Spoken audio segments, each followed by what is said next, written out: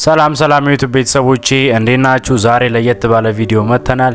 ሶሻል ሚዲያ ምንድነው? ስለ ሶሻል ሚዲያ ማታውቁትን ነገር ዛሬ ነግራችኋለሁ ማለት ነው። ሶሻል ሚዲያን እንዴት እንጠቀማለን፣ ከጉዳቱስ እንዴት ነው ማምለጥ የምንችለው የሚለውን እነግራችኋለሁ። ይሄን ቪዲዮ ከመጀመራችን በፊት ቻናላችንን ሰብስክራይብ ማድረጋችሁን እንዳትረሱ። ቪዲዮ እንዲመቻችሁ ስለማልጠራጠር ላይክ ማድረግ እንዳትረሱ። ወደ ሐሳባችን እንግባ። የመጀመሪያው ጥያቄያችን ምንድነው? ሶሻል ሚዲያ ማለት ምን ማለት ነው? ሶሻል ሚዲያ ማለት መገናኛ ነው። በቃ ሰውና ሰው የሚገናኝበት መረጃ የምንለዋወጥበት ነው።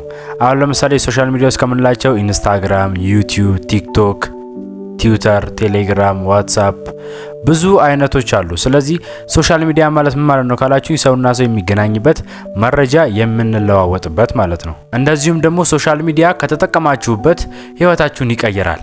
ካልተጠቀማችሁበት ደግሞ እሱ በእናንተ ይጠቀማል ማለት ነው። የሌላ ሰው ቪዲዮ ቫይራል ታወጣላችሁ፣ የእናንተ ህይወት ግን እዛው ነው። ስለዚህ ሶሻል ሚዲያ ማለት ይህን ይመስላል ባጭሩ። አሁን ወደ ቀጣዩ ደግሞ እንግባ። ሶሻል ሚዲያ ጥቅሙ ምንድነው? አሁን ቀጣይና ሁለተኛው ሀሳባችን ሶሻል ሚዲያ ለምሳሌ ለመማር ይሆናል። ዩቲዩብ ላይ ገብታችሁ የትሬድ ወይም የፎሬክስ ትሬዲንግ ፉል ኮርስ ታገኛላችሁ። የቪዲዮ ኤዲቲንግ ፉል ኮርስ፣ የምትፈልጉትን ነገር ለማወቅ ሶሻል ሚዲያ በጣም ጠቃሚና ትልቁን ቦታ የሚይዘው እሱ ነው ማለት ነው። ቀጣይ ደግሞ ሞቲቬሽን ቪዲዮ ማየት ነው። ማነቃቃት ነው፣ ያነቃቃል። ሶሻል ሚዲያ ላይ ሞቲቬሽን ቪዲዮዎች ያገር ናቸው። ስለዚህ ሞቲቬሽን አንተ በጣም ብዙ አንዳንድ ሰዎች አሉ ሞቲቬሽን የሚፈልጉ ሰዎች። ስለዚህ ሞቲቬሽን በጣም በነገራችን ላይ ያነቃቃል። ቢሆንም ግን ሞቲቬሽን አይጠቅምም ስላችሁ የሆነ ነገሮችን ለማከናወን ሞራል ይሆናል። እውቀት የማታውቀው ነገር ልታቅ ትችላለህ። ግን ሞቲቬሽን ከዲሲፕሊን አይበልጥም። ጽኑነት ነው ዋናው። ሞቲቬሽን ላይ ተመስርታችሁ ምንም ነገር ማድረግ አይችሉም። ሞቲቬሽን ዛሬ ያነሳሳል፣ ነገ ሊያነሳሳ ይችላል፣ ከነገ ወዲያም ሊያነሳሳ ይችላል። ከዛ በኋላ ግን ቀጣይነት አይኖረውም። ዲሲፕሊን ኖሯችሁ አትቀጥሉበትም ማለት ነው። ቀጣዩ ደግሞ ምንድነው? ኦንላይን ማርኬት ወይም ንግድ ነው የሚሆነው። ንግድ ደግሞ አሁን ሶሻል ሚዲያ ለነጋዴዎች በጣም የበራ ስራ ነው። አሁን ሶሻል ሚዲያን ከተጠቀማችሁበት ይጠቅማል፣ ካልተጠቀማችሁበት ደግሞ ይጠቀምባችኋል ብያችኋለሁ አይደለ?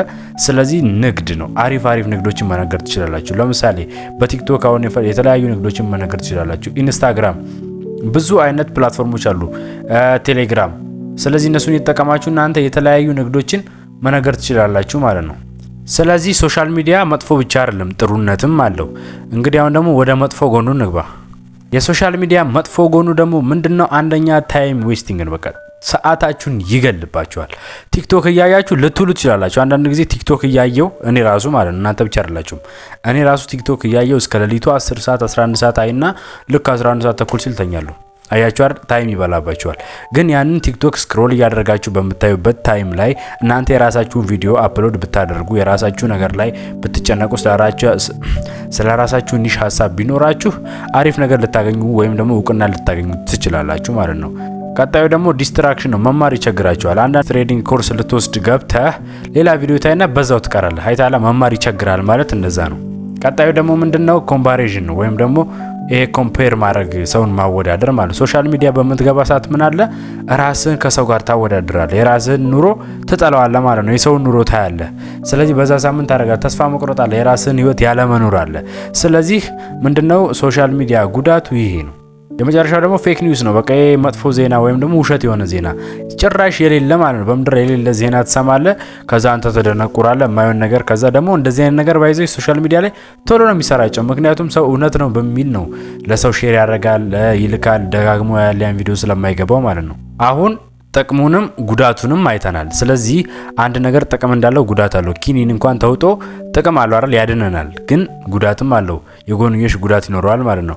አሁን እንዴት ነው የምናደርገው? ሶሻል ሚዲያ ለመጠቀም ወይም በሶሻል ሚዲያ ውጤታማ ለመሆን ምን እናድርግ የሚለውን ስናወራ ደግሞ ምንድነው የሚሆነው? ጊዜ ገደብ እናድርግለት። ጊዜ ገደብ ማለት ሶሻል ሚዲያ የምታዩበትንና የምትሰሩበትን ታይም አስተካክላችሁ ፕሮግራም አድርጋችሁ አስቀምጡ። ዝም ብላችሁ ቲክቶክ ልታዩ ገብታችሁ ቀን ሙሉ እዛው ተሰንቀራችሁ አትዋሉ። 30 ደቂቃ ቲክቶክ ያለው ካላችሁ 30 ደቂቃ ደግሞ ምንድነው ማድረግ ያለባችሁ? የራሳችሁን ቪዲዮ ኮንተንት ወይም ደግሞ ኒሽ መምረጥ፣ ብቻ ብዙ አይነት ስክሪፕት መጻፍ ሊሆን ይችላል። እና ደግሞ ምንድነው የሚሆነው? ግብ አድርግ። ለመማር ነው የገባው ሶሻል ሚዲያን? ወይም ሶሻል ሚዲያ የጀመርከው ለንግድ ነው ወይስ ለምንድን ነው? ለመዝናናት ነው?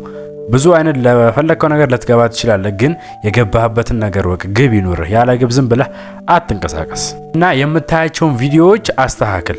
የምታያቸውን ማለት ለምሳሌ ያው ምንድነው ቲክቶክ ላይ እንገባለን አይደለ?